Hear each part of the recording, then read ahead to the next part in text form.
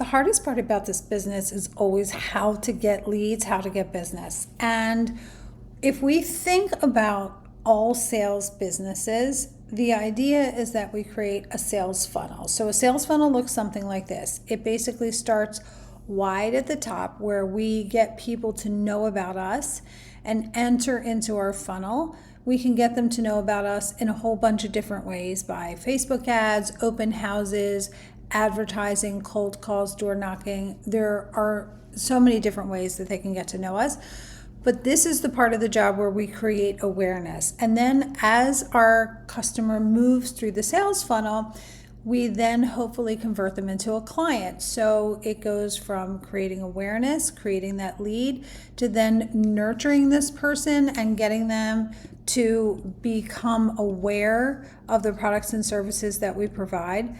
Then it becomes the nurturing stage, which is where we coddle them, we email them, send them newsletters, talk to them, and get to deepen and develop the relationship, to which point they then convert, and that's where we got them. They decide they want to work with us, so they either sign a buyer agency contract or a listing contract, and now we go on this journey together and close, and then they go and they become hopefully a past client and then into a repeat client. And if you notice at the top of the funnel, it's really wide, and at the bottom of the funnel, it's much narrower. It's because we're going to have to create many more leads than actually turn into clients. And today, the part I want to focus on is the top of the sales funnel, which is generating leads. We'll talk about other stages of the sales funnel later, but for today, it's just about how to get people into your pipeline. Because we wake up every day unemployed, and there are so many ways to get leads into your sales funnel.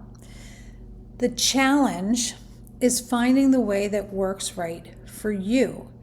And the other challenge is not feeling like you have to do all of the things. And this is a huge problem that I see over and over again, because if you're doing what most of us do, which is reach out and get advice or read books or listen to YouTube videos like this one, you're going to hear 1,000 different types of advice from 1,000 different people.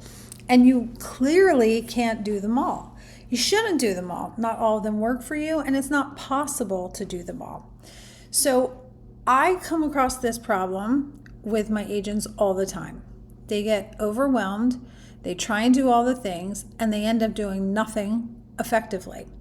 And so I decided that I was going to try and help them cut through the overwhelm, and here's what I came up with. I decided to take all of the possible ways that we could generate leads and categorize them into 3 different buckets. Now, that doesn't mean there aren't other ways to generate leads, but these are all the common ways that I could think of, all the ways I've ever heard of, and I found them to be similar enough that I put them in these 3 buckets. So I found some commonalities amongst these different ways, and I divided them into 3 buckets. And the purpose of these buckets is to help you sort of figure out which way of generating leads, of creating business, feels better to you, because consistency in building your business is key.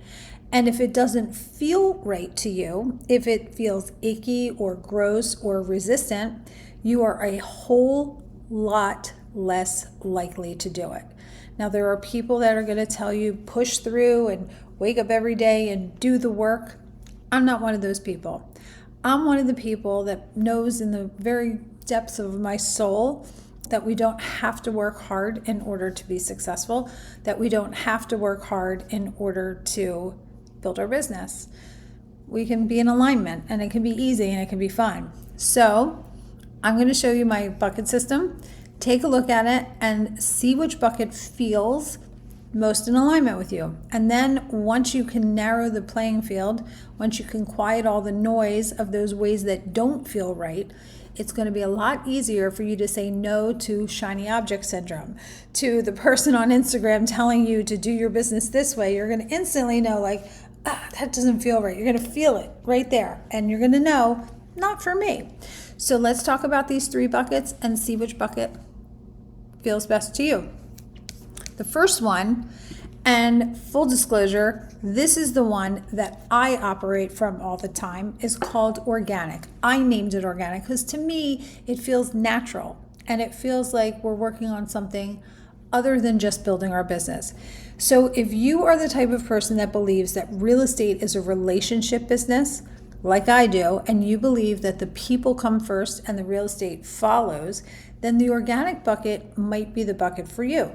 So some of the things that go into an organic real estate bucket, some of the activities that you could do to generate business when you're in the organic bucket could be open houses. A lot of us do open houses, but I'm of the belief that we don't do open houses to sell the house. I mean, it would be nice if we did an open house in the household and the sellers are fiduciary, but we all know that most houses don't sell at the open house. And even if it does, you might have 10 people come to the open house, but at the end of it, only one can buy it.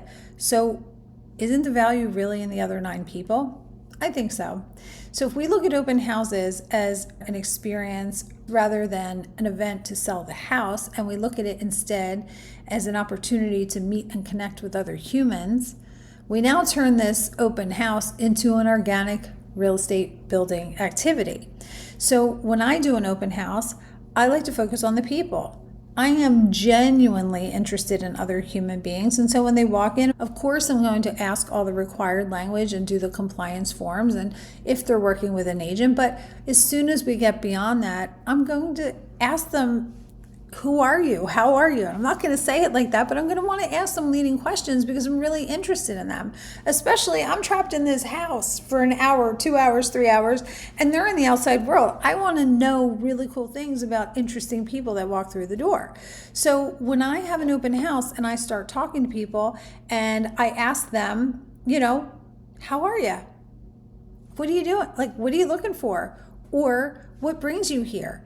And you ask them an open-ended question, and people generally love to talk about themselves. And I genuinely love to listen. I already know everything there is to know about me, but I know nothing about that person that walked in the door. Now, obviously, if their body language is closed off and they're not interested and they say, I just want to look at the house, let them go look at the house. But the ones that look you in the eye, and when you start talking to them, they light up and you connect with them, they could turn out to be not only your potential next client, but they could turn out to be your friend or somebody that you run into on the street and you're like, hey, I know you. So talk to people and focus on creating the relationships first. If that feels right to you, if that feels good and yeah, I could do that, you might be organic. The next one is social media. Now, social media, I have a love-hate relationship with, mostly hate.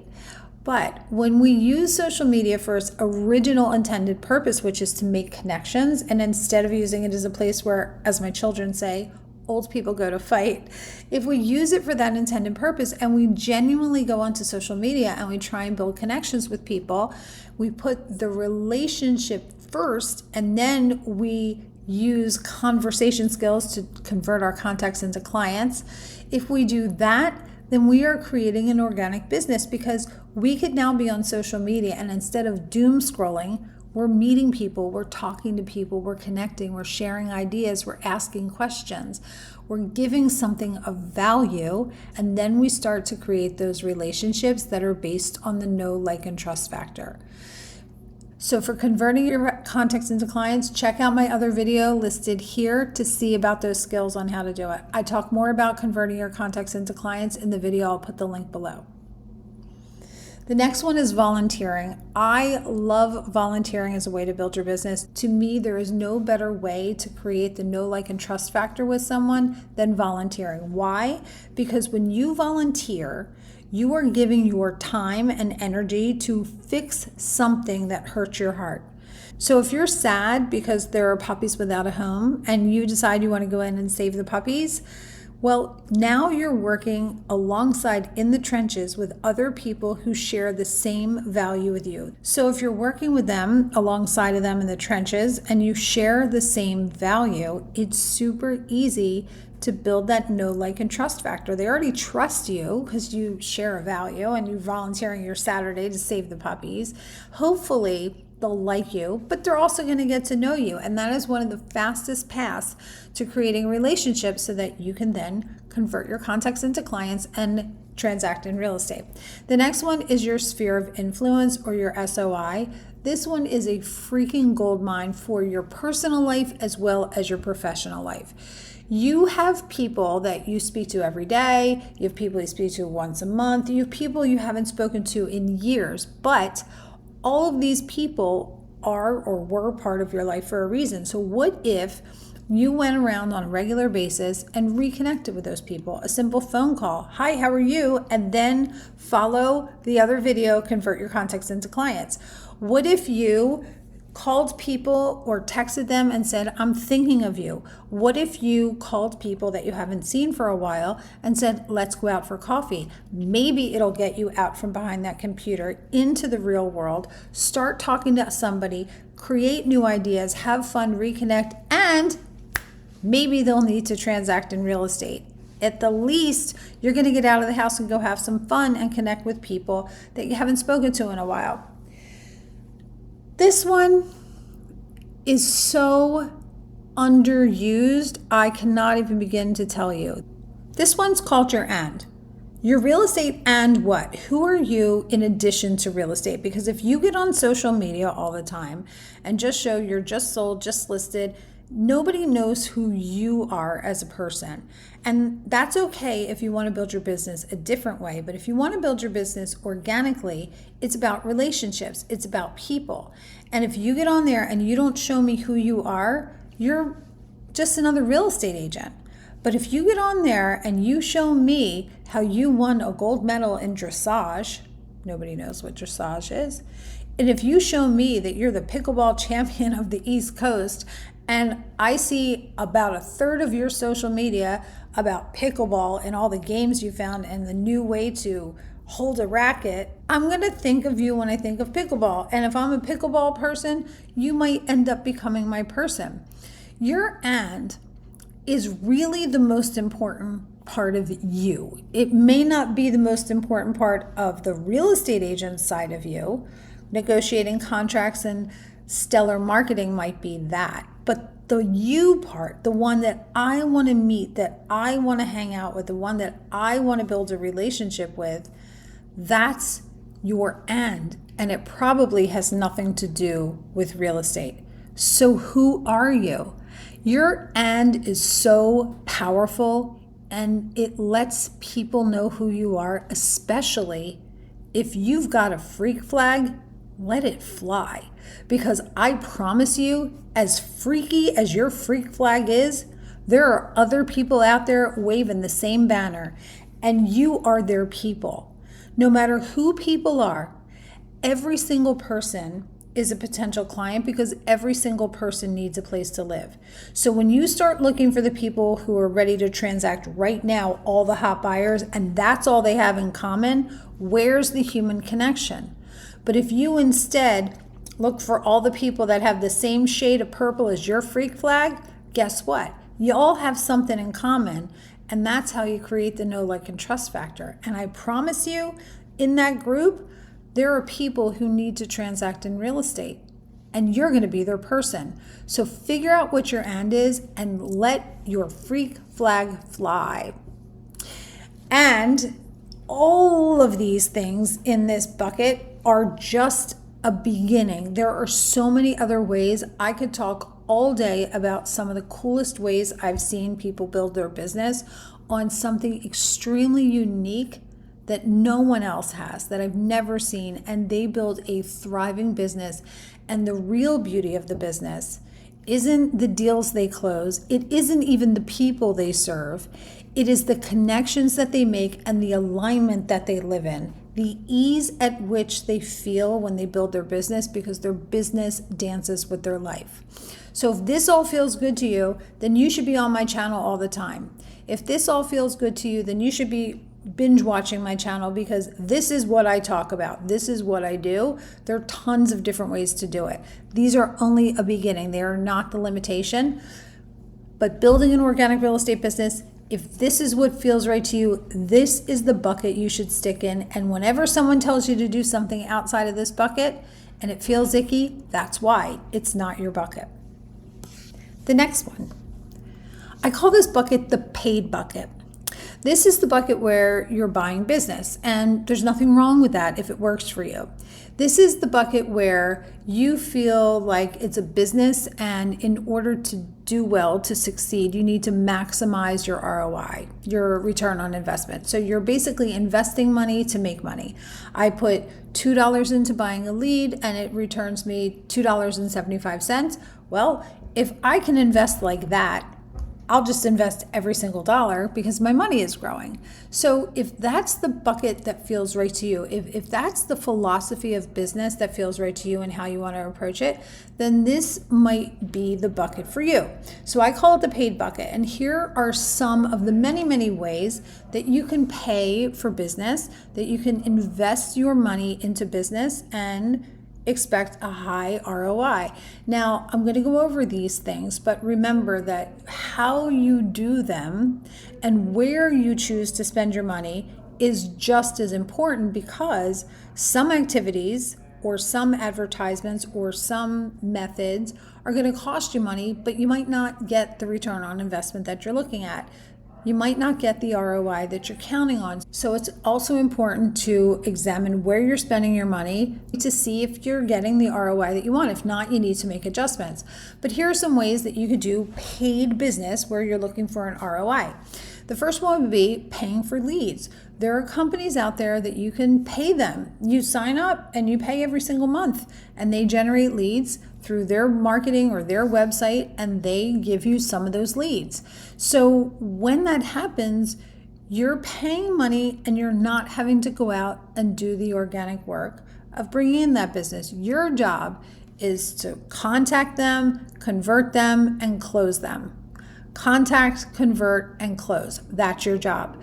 So for this type of business, if this is how you choose to do it, if this feels right for you, what you want to focus on is not going out there and meeting people, but finding the lead generation source that's going to give you the most and best quality leads for the least amount of money. And so then you're going to want to focus on ways to contact them quickly and consistently. So that's a system that you'll build. The next system you'll build is how to convert them. What am I going to say? What am I going to email? How am I going to follow up with them in order to convert this person from a lead into a client? And then the third part of it is going to be, how do I close them? So it's going to be more systems and procedures that you go from converting them into a client to actually closing the deal, getting the listing and getting it sold, getting the buyer agency contract and getting them a property to settlement. So you're going to focus more on your systems, on your conversion rates, on investing your money in the best place for the best way. It's a much more methodical, linear process than the organic. So if this feels like something that's right for you, you might be in the paid bucket. There's also leads that you can pay for on the back end. And this is where a company will send you a lead and you sign a referral agreement with them. So if you close, they get a percentage of the sale. They get a percentage of the fee. They get a percentage of the commission. This is a great alternative for people who want to do the paid, but they don't want to put the money up front or don't have the money to put up front. It might cost you more per client to do it this way, but there's no risk because you're not putting any money up until you close. And it comes right out of the fee, right out of the commission. You can also run ads, all kinds of ads. A common one these days are Facebook ads, but you could run them anywhere. Social media, you could sponsor a baseball team, do a billboard. You could even put your face on a shopping cart. So when people are at the market, they're walking around like, who is that agent next to my tomatoes? There's tons of ways that you can spend your money. The key is to figure out where you're going to get the maximum ROI. You invest $1, you want to make more than $1 back, and there's a lot of tracking involved because you have to pay attention to where you're spending your dollars. The third bucket I call the cold calling bucket. This is the bucket where if you believe that the harder you work, the more you try, the more you grind, the more successful you're going to be, this is the bucket for you. This is the one where if you wake up every day and you know that you're going to conquer the world, you wake up every day and you know that the harder you try and the more you do, it's in your control to keep on grinding and keep on going, and you're the only one that's responsible for your success or failure, then this is the bucket for you. This is where you do things like purchase lists. You purchase lists of people who are expired or in probate or filing for foreclosure or filing for divorce, and you get on the phone and you call, and it's a numbers game. And yeah, you practice your scripts and your conversion and you try and increase your conversion rate, but you know that what it ultimately comes down to is how fast can I dial, how many people can I talk to, and how convincing can I be with my scripts to get them to do what I want them to do. If this lights you up, and I have seen people lit up from this, they get pumped up and raring to go, then this is the bucket for you. Another activity that satisfies this itch is door knocking. If you go out and you are physically walking the neighborhood and knocking on people's doors to speak to them, and then maybe leave them a little card or door hanger if they're not home, this is the same concept but amplified to cold calling, because now you're showing up face to face at someone's door and talking to them, and it's a matter of a numbers game. How many doors can I knock on? How can I speak to them? How can I convert them? Let's freaking go. You could also do mailers, and these are a wonderful way if you know that I'm going to reach as many people as I can. I'm going to keep on grinding, keep doing the work. And the more mailers I send out, the more people I reach.